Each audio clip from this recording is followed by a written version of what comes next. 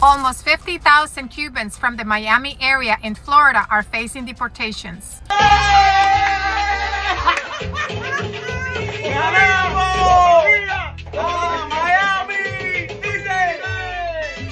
I will vote for Donald Trump.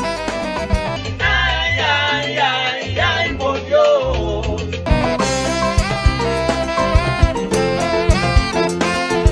Donald Trump ganó. Donald Trump ganó. I will vote. Raise your hands, come on. For Donald Trump.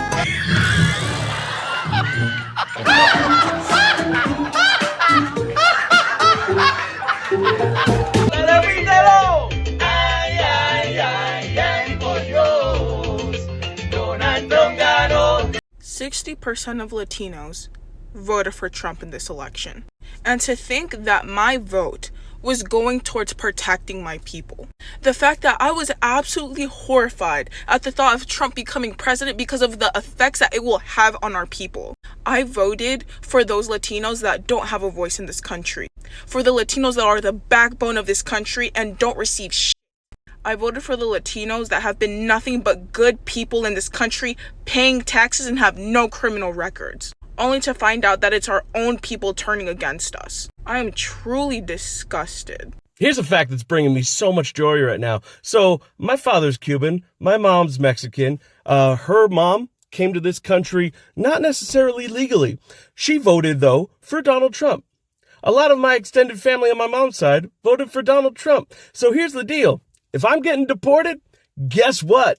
You're coming with me. It's what you wanted. We're going to drain the swamp together. We're going to give you exactly what you voted for. When the ICE officials come for me, guess who's getting ratted out? Congratulations, and I can't wait for the family reunion in Tijuana. Mi gente, mwah, love your faces. See you in hell. Why do Cubans vote Republican? Well, I get asked this question a lot every time I make a post explaining the Republican Party and what anti-immigration laws that they pass, and comes up with the comments, well, the Cubans are the one that votes for the Republican Party. Why do they do that? Allow me to explain. Now, I'm not speaking for every Cuban, but I am explaining why a lot of Cuban Americans do vote Republican. And this primarily has to do with the fact that the Republican Party aligns themselves more with anti-communism than the Democratic Party. And since Cuba is a communist country and the Cubans that come to America are anti-communism, they align themselves politically more with the Republican Party than the Democratic Party. That's reason number one. And number two is that the Republican Party courts the Cuban American Party more than the Democratic Party. This is something historically they have had more impact in the community. They have made more efforts in communication, and the Cuban American Party has really aligned themselves and appreciated the efforts that the Republican Party has made towards them more so than the Democratic Party. The Democratic Party is also more open in communications with the Cuban government than the Republican Party is, because they take a stronger position against the Cuban regime. And this is something that is appreciated more with Cuban Americans towards the Republican Party.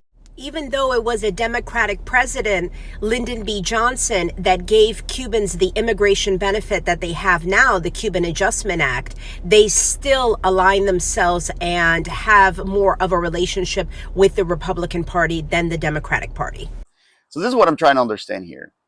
What did Cubans who voted for Trump think? Did they think they were special? Did they think that Trump, who had been saying for months, even years, the TPS was not a legal way to come into the country, who thought that everybody from Latin America was munching of the government, who talked about the largest deportation in history, was going to just look the other way when it came to Cubans? Because what? Because they're special? These are the same Cubans that for a while kept talking about Mexicans and Central Americans and South Americans and saying that we were munching of the government for some weird reason, when most immigrants don't munch of the government because they don't even have a social security number. But well, I digress.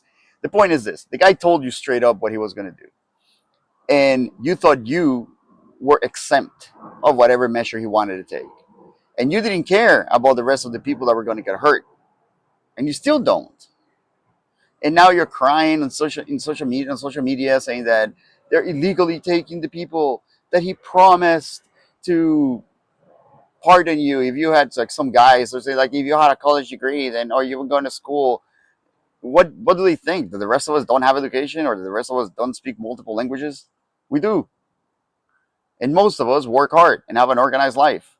It's not like Cubans are the exception to everybody else. That's what happens when you feel you're special like this for no valid reason whatsoever. Then when reality sets in, it feels like a brick right across your face. So you're in the find out phase, because you guys voted for this and you guys supported this. You guys supported a guy who put the embargo back on your island. And now the people that you have down there are suffering. Now you can't go visit him anymore. And on top of that, you're getting deported over there. So you voted for the guy who set up the embargo to send you back again to that embargo that you escaped from. So don't come crying. I'm Alex. This is my rant, and I'm out. What do you love about Donald Trump? I love the man. He's a real man, and I've been to 5 Trump rallies, and it just doesn't, we need him. This country needs him. For what specifically? Like, what's the one thing when you say we need Donald Trump? What's the thing He's an excellent leader. He made lots of changes that really got our country moving, and these Democrats are ruining our country. They're just hell-bent on turning this country into a communist country. And they're going to try socialism first, then it'll go to communism, and we can't have that. Where do you see that you're talking about evidenced in the last few years? Trying to go to socialism? Well, let me think about that, because there's lots of things, but... So far in this interview, it's a standard release of generic talking points about how evil, scary, and socialist those libs are, and how Trump is the superhero that we all need to stop them. So time for the details that Trump never let them in on. So this message is for the Latinos who voted for Trump, more specifically the Cubanos. See, I told you. Now you're going to be sent back to your country. You're going to lose all your businesses, livelihoods, all your friends, all because you thought you were light-skinned enough to go ahead and get a free pass. How does it feel now, huh? To have somebody tell you that you don't belong here. For someone to tell you that even though you got signed work to be here, that they're going to go ahead and revoke it. Crazy, right? And now this is the consequences of your actions, because you wanted to be a pick me. And when you're back in Cuba and you're sitting there wondering what happened or how things went wrong, remember, you did this. This is your fault. This is your problem that you need to deal with now. All the regulations, big government. The government just keeps getting bigger. Hiring IRS agents to go after we the people, we the taxpayers that work, to support the lazy Democrats that refuse to work. And that's why we need Donald Trump. Everybody in this country needs to work if they're able. Right, our joblessness numbers now are quite low in this country. Are you sure about that? Well, I'm going off the metrics that we use for every president and every administration. The Department of Labor statistics say that we have very low unemployment now. How can that be? How can that be when we have... I'm not a labor expert, but I'm going off the numbers that we credit Trump and Clinton and... illegal aliens in our country that are unaccounted for. And just because there's jobs out there, that's not Biden's doing. Where are my Miami Cubans at? Stand up for what you supported in 2024. Stand up for what you supported. Oh, you thought he wasn't talking about you, right? He wasn't talking about you. He was talking about the illegals. Even though we tried to tell you, if your skin color was brown and you talked Spanish, he wants you out of the country. You thought, oh, he's not talking about me. We tried to warn you. The mass deportations in U.S. history affect communities of color indiscriminately. How do they know if you're undocumented or not? They're going to harass you. So even revoking legal status for 500,000 Cubans, Haitians, Nicaraguans, and Venezuelans, how are they going to find out which ones just lost their legal status? Where are they going to find them? They're going to be searching these neighborhoods, as they have been already.